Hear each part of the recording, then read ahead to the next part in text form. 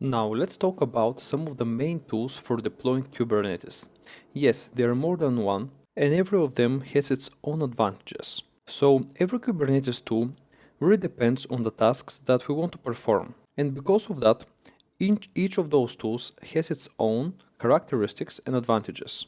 Using those, we can deploy Kubernetes into our system.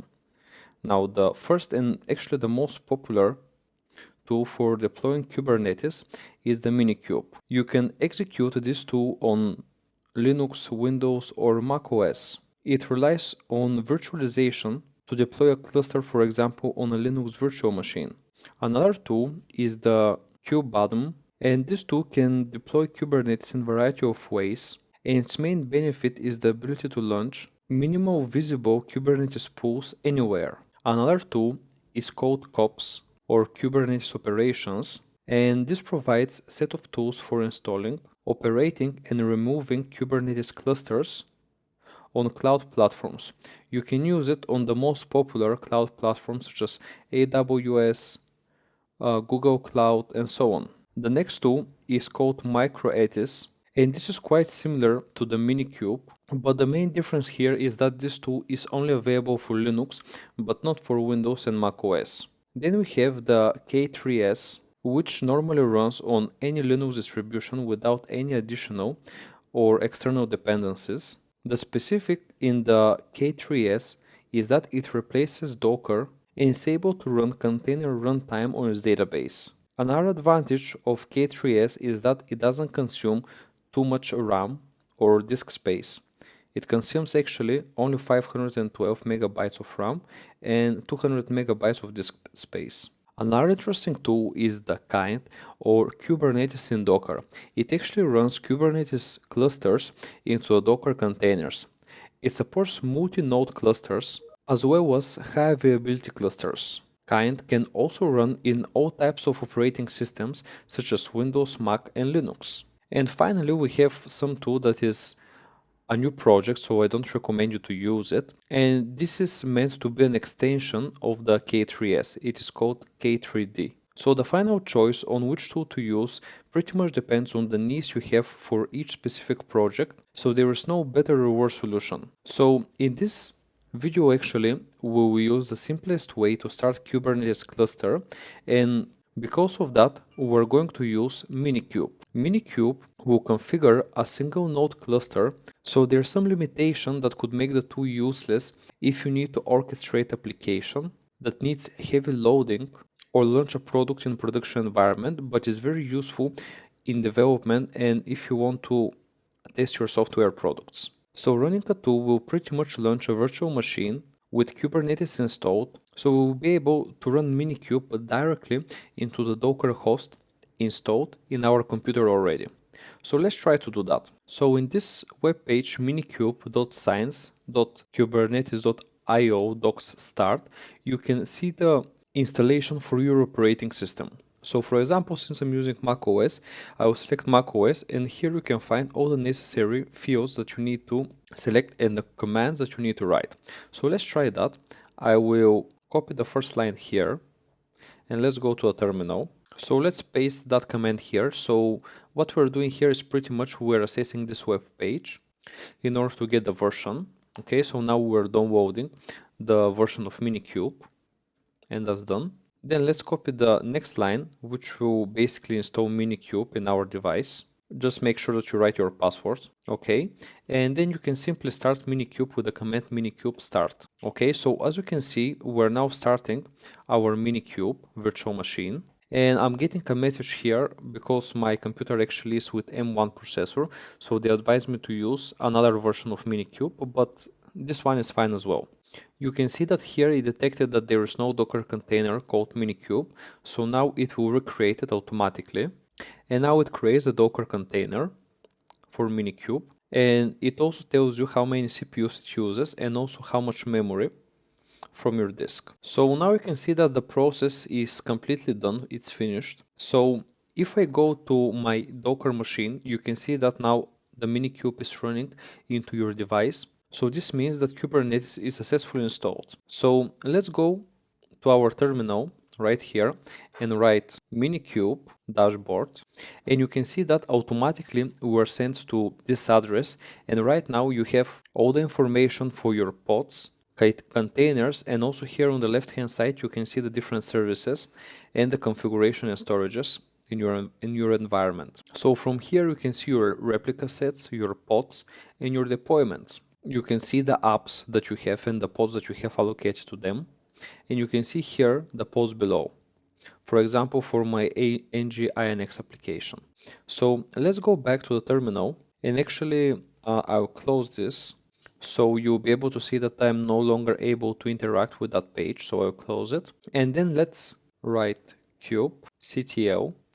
Okay, and you can see that you also have installed now the kubectl command, and using the kubectl you can pretty much interact with a cluster that you have installed with Kubernetes. It takes commands written from the command line, and you'll be able to check live versions, apply configurations, update resources, and so on. You have plenty of options, and we'll definitely explore the kubectl. So for example, if I write kubectl get nodes, okay, you can see that I'm currently having one node, which is the minikube, that acts at the same time as a master and a worker. If you want to display cluster status information, you can do kubectl cluster dash info, and here you can get the IP address of that cluster and the core DNS address as well. So you can see if I run the proxy IP address, I can get some metadata such as the API version,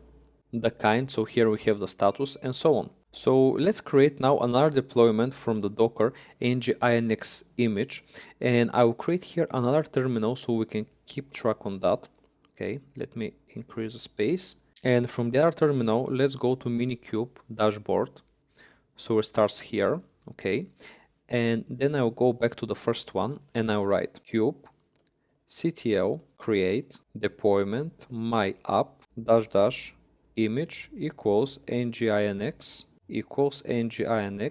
latest. Okay, and I did a small typo here, so image should be nginx latest. Okay, so let's hit that. And the other thing I need to do is actually to change the name of my app, because I already created one when I was testing this code. So you can see that now we created my app 1, and if I go here, guys, right here you can see that we have two replica sets, my app and my app 1, which are pretty much the same. We have two deployments since we deployed this app, we have 4 pods, and we have two replica sets.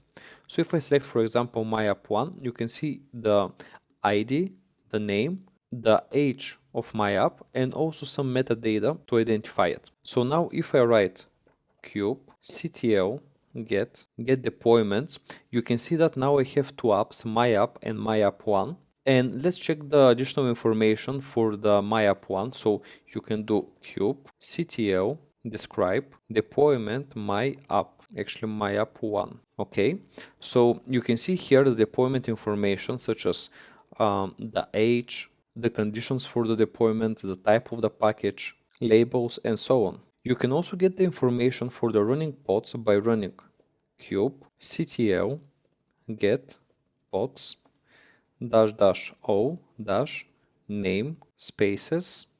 Okay, so if I make the window a little bit bigger, you can see that we have information about all the running pods, including the name, whether they're ready, their status, and the number of restarts that they've got.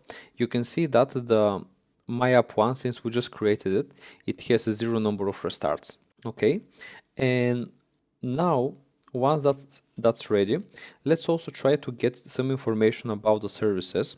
So you can do kubectl get services.